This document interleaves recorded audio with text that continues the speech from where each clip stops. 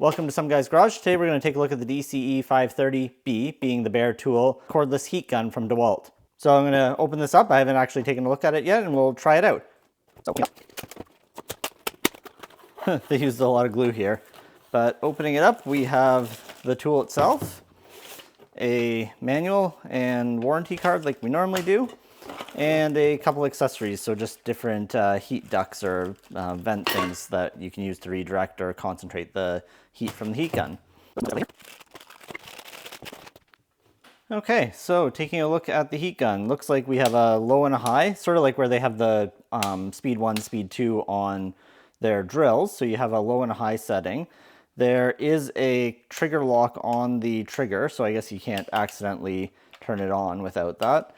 And this, I'm going to guess, is a lock on button. Yeah, so you can actually lock it on to leave it heating and then click again to release. So click and hold to lock on, and then click again. Yeah, there we go, to release. And I guess you can rest it on its back as well if you want to use it over top. And just looking at some of the specs, it does say here 550 Fahrenheit on low and 990 Fahrenheit on high. I'll put the Celsius versions on the screen for you guys to see. So pretty simple. And just for a bit of size comparison, this is a DCF887, so the old kind of XR impact wrench, or impact driver, sorry. So just as a comparison, it's about the same height. There's no battery on them right now, obviously. About the same height, about the same width here. So yeah, same height, same width, but then just a bit longer. So you can see that here, that the heat gun is maybe an inch, a little bit more than an inch longer. More specifically, it's about 6.5 inches long, just a smidge underneath that, compared to one of these, which is just under 5.5. So yeah, just a little bit over an inch longer than an impact driver.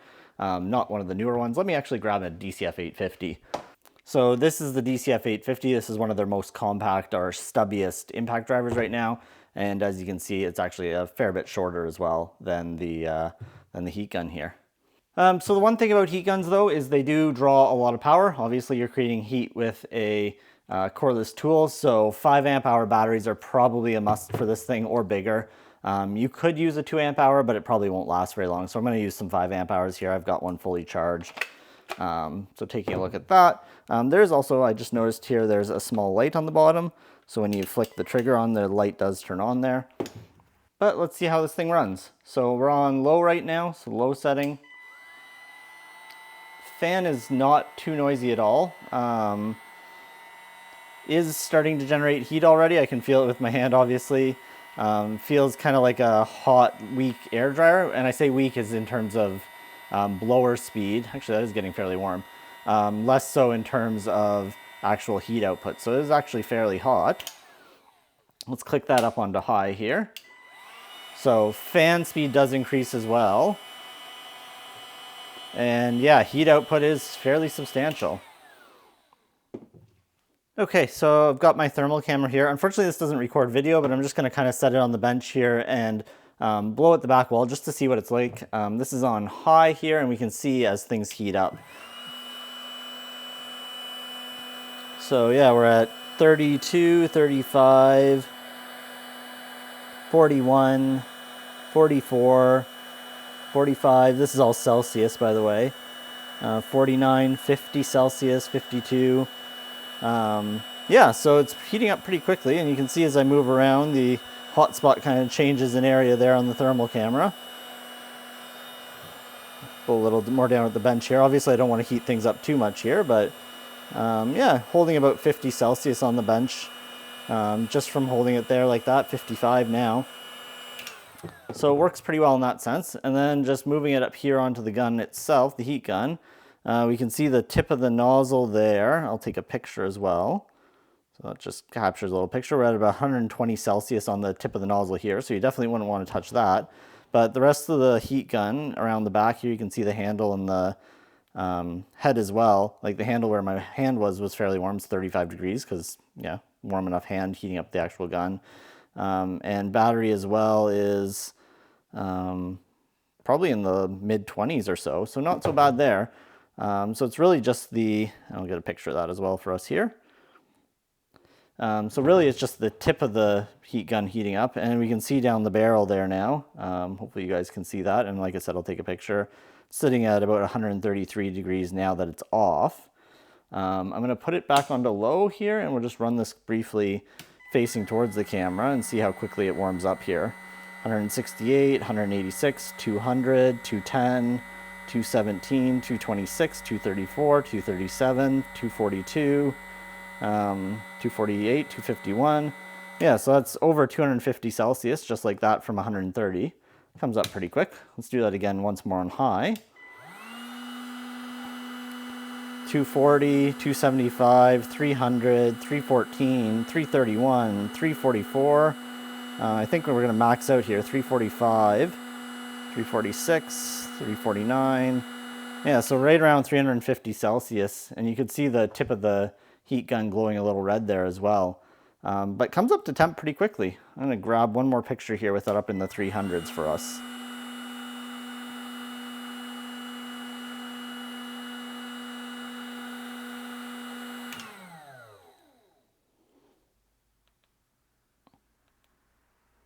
So yeah, in terms of ability to heat, it's actually pretty quick. We should still have 3 bars. Yes, still have 3 bars in the battery. But let's see what that does practically. The main reason I got the heat gun here is for heat shrink. So in the past, I've always used just a mini blowtorch or something. But having a cordless and a little bit safer device to do heat shrink where I don't have to risk burning stuff was kind of the idea. I do have a corded heat gun from Mastercraft. It's not the greatest, and it's a pain to pull out. So plugging it in and dragging out the case. So hopefully this is just easier and quicker and more convenient to grab. All right, so I have a screw in the vise here and just a piece of regular heat shrink I'm going to slide over top as something to actually heat shrink. So here we go. We'll try this out. This is on high, mind you. It's starting to go already. There we go.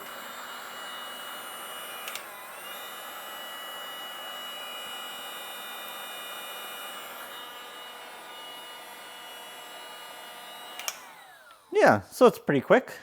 Just grabbing a second piece here, we'll slide that down over top as well. Gun's already warm, but let's try this on low just to see what the difference is in terms of time. So on low here.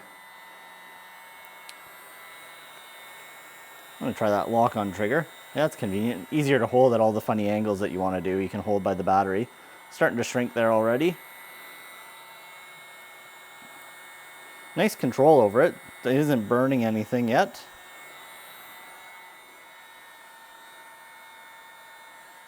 Yeah, and there we go. Just gonna keep going here for a second. Yeah, that works pretty well. And just one more time here, I've got a really big piece that won't fit quite perfectly over that, but hopefully you'll be able to see it shrink a little more. I'll go on the high setting again here and we'll give it another go.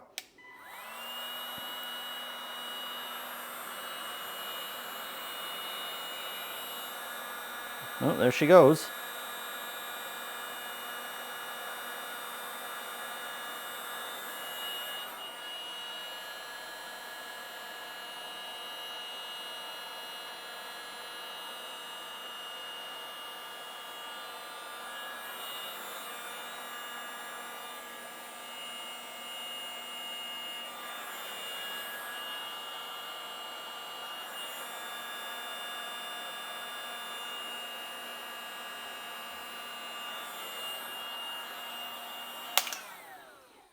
Yeah, you can see the red coming down the kind of vent or cover there in the front. Anyway, just taking a look at battery once more here, we're still at 3 bars, so not that bad. You could do a fair bit of probably heat shrinking with this. I can't imagine the runtime will be over 10 minutes or something like that. So you probably wouldn't want to use this as much for stripping like paint off a large piece of furniture or anything like that. Wouldn't have the runtime for things like that, but for heat shrink and other small heating tasks, it seems to work pretty well. So just one other thing I wanted to try before we wrap up here is with PEX tubing. So this is just an offcut, but PEX tubing, when it's cold anyway, doesn't hold shape very well. It's hard to bend. So I'm wondering how well this will work to help bend and straighten out chunks of PEX tubing. So I'm just going to heat kind of one end to here and put a little bend in it and see how it does.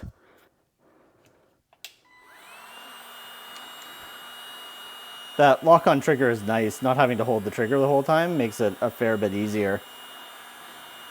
Could actually set this down and just move the PEX, so kind of a one-handed thing here if I need to. This is on high again. Getting warm already, so we'll let it get a little bit warmer here.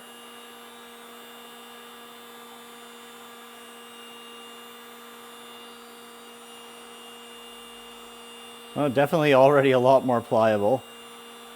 A little more heat in it.